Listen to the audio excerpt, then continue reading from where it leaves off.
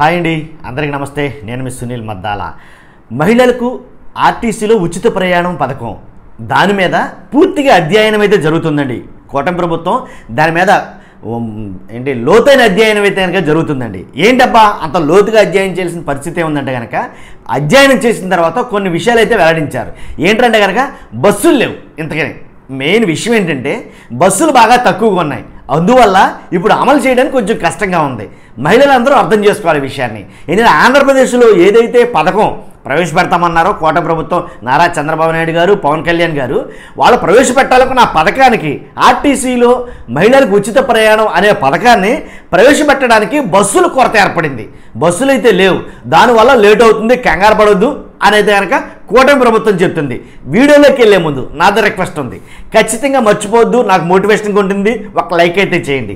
Like చేస్తే ఈ video ఎక్కువ మందికి షేర్ అవుతుంది, ఈ ఇన్ఫర్మేషన్ ఎక్కువ మందికి పాస్ అవుతుంది. అంతేకాదు పక్కాగా మన వీడియో మన ఛానల్ని సబ్స్క్రైబ్ చేసుకోండి. అలాగే మన వీడియో పూర్తిగా చూసి పక్కగా మీ అమూల్యమైన అభిప్రాయం అయితే కనుక కామెంట్ రూపంలో తెలియజేయండి. మహిళలకు ఉచిత ఆర్టీసీ బస్సు పథకం మీద మీ అమూల్యమైన అభిప్రాయాన్ని తెలియజేయండి. లేట్ అవుతుంది, కంగారు పడొద్దు. కాబట్టి ఈ పథకం అమలవుతుంది, అందులో ఎలాంటి సందేహం లేదు. కాదు ప్రస్తుతంకి వచ్చినటువంటి ఇబ్బందులు ఏంటంటే కనుక కావాల్సిన అన్ని బస్సులు అయితే కనుక లేవు. ఎందుకంటే కనుక అందుగురించే 1489 అదేలేండి 1500 చిల్లర కొత్త బస్సులు అయితే కనుక కొనుగోలు చేయడానికి పచ్చ జెండా ఊపింది ప్రభుత్వం. కాబట్టి ఈ 1500 బస్సుల్లో ఎలక్ట్రికల్ బస్సులు అయితే కనుక కొనుగోలు చేయాలని, ఇంకా కొంచెం అడ్వాన్స్డ్ బస్సులు అయితే కొనుగోలు చేయాలని ప్రభుత్వం ఆలోచిస్తుంది. కాబట్టి ఆ దిశగా అడుగులు వేస్తుంది. కాబట్టి అందుకే ఇప్పుడు వరకు ఏదైతే తెలంగాణ రాష్ట్రంలో మీలో చాలామంది అనుకుంటూ ఉండొచ్చు, తెలంగాణ రాష్ట్రంలో పథకం అనౌన్స్ చేసిన తర్వాత గవర్నమెంట్ ఫామ్ అయిన తర్వాత 1 నెల అమలు చేశారు. మీరు ఇంకా ఎన్ని నెలలు తీసుకుంటారు అమలు చేయడానికి అని మీలో చాలామంది సందేహం కలవచ్చు.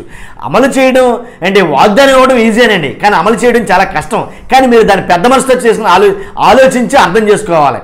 కాబట్టి ఈ పథకం అమలు చేయాలంటే బస్సులు కావాలి. ఆల్రెడీ మేము బస్సులు కొన్నాం, ఇంచుమించుగా 1500 బస్సులు మేము మా గవర్నమెంట్లో కొన్నామని జగన్మోహన్ రెడ్డి గారి ప్రభుత్వం చెప్తుంది, వాళ్ళ నాయకులు చెప్తున్నారు. కానీ ఆ కొన్న వాటిల్లో చాలా మట్టుకి ఏదైతే కొన్నా చాలా మట్టుకి ఉపయోగం ఇంకా సరిపోవటం లేదు అనేది కనుక కూటమి ప్రభుత్వం చెప్తుంది. కాబట్టి ఉన్న బస్సులు సరిపోవటం లేదు. పైగా 15 సంవత్సరాలు పైబడిన బస్సులు ఆర్టీసీలో చాలా ముబ్బడిగా ఉన్నాయి. వాస్తవంగా ఆంధ్రప్రదేశ్లో ఏ ఆర్టీసీ బస్సు అయినా చూడండి, దాని వెనకాల వెళ్తే మన ముఖం నల్లగా అయిపోద్ది. దాంట్లో అలాంటి డౌట్ లేదు. ఎందుకంటే పొగ భయంకరంగా వస్తుంది, అంటే కాటాకు వచ్చేసిన బళ్ళు. కాబట్టి ఏదైతే స్క్రాప్ బళ్ళు ఉన్నాయో 15 సంవత్సరాలు దాటిన తర్వాత ఆర్టీసీ బస్సులన్నీ తీసేయాలి అనేది కనుక నిర్ణయం తీసుకుంది. అలాంటివన్నీ తీసేస్తే అస్సలు సరిపోవు, ఎలాంటి డౌట్ లేదు. కాబట్టి వాటిని తీసేసి వాటి స్థానంలో కొత్త బస్సులను అయితే కనుక ఏర్పాటు చేయాలని కూటమి ప్రభుత్వం ఆలోచిస్తుంది. మరి ఇదన్నీ అవ్వేసరికి ఎప్పటికవుతుంది? 15 సంవత్సరాలు దాటిన పాత బస్సులన్నీ తీసేయాలంటే అది దానికి ఒక కార్యాచరణ, దానికి ఒక ప్రణాళిక, దానికి ఒక పద్ధతి, పాడు చాలా ఉంటాయి. వాటన్నిటిని తీసేసి స్క్రాప్కి పంపించాలని భావిస్తుంది. మరి స్క్రాప్కే ఇస్తారా? మళ్ళీ వాటిని అమ్ముతారంటే స్క్రాప్కి ఇవ్వకపోతే ఆల్రెడీ పొల్యూటెడ్ బస్సులు అయ్యి. కాబట్టి దాని మీద కూడా ఒక అధ్యయనం జరిగిన తర్వాత ఆ పాత బస్సులు తీసేసిన వాటి స్థానంలో కొత్త బస్సులు ఏర్పాటు చేయాలి. కొత్త బస్సులు ఎలాంటి ఎలక్ట్రికల్ బస్సులు అంటున్నారు. ఎలక్ట్రికల్ బస్సులకు అణువుగా ఆంధ్రప్రదేశ్ రోడ్లు ఉన్నాయంటే కనుక అది కూడా కొంచెం కష్టతరమైన విషయమే.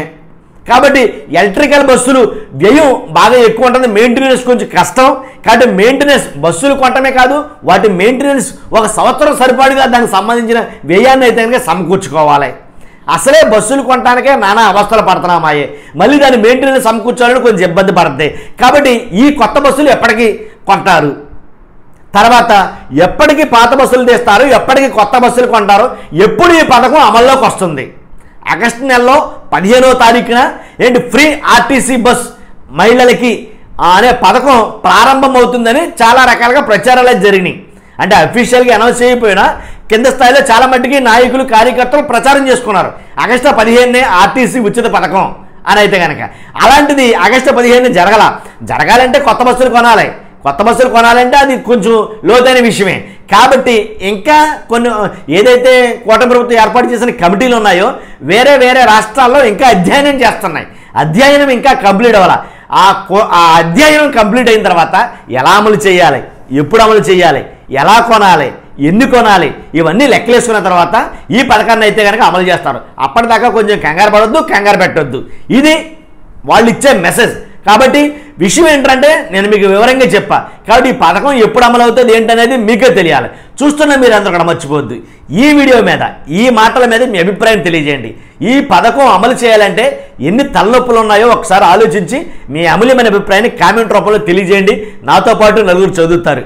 కాబట్టి పక్కాగా ముందైతే కనుక మనకు లైక్ చేయండి.